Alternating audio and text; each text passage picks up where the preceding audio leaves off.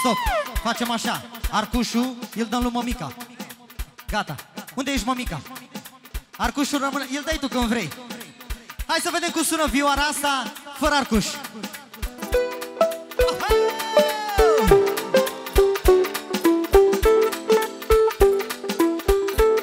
Bine, cușule!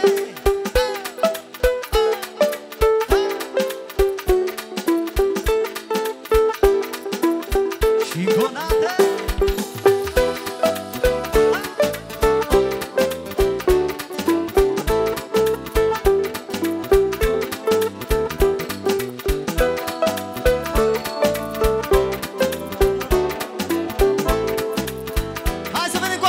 Ce poți să faci?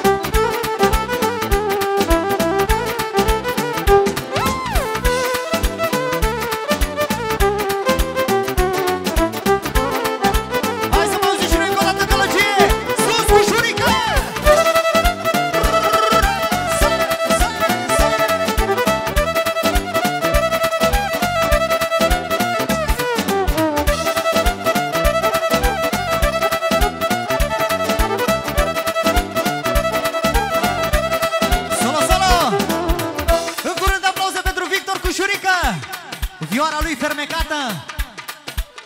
Următorul care intră în scenă. Un rând mare de aplauze și puțină gălăgie pentru Alexandru Dragomir. Cu stop acolo, frâncule, și cu fonduri.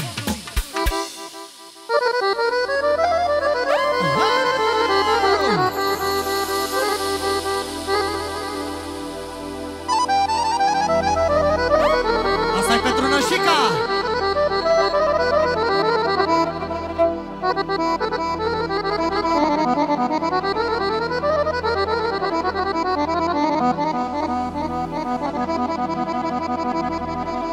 Sus, Dragomir!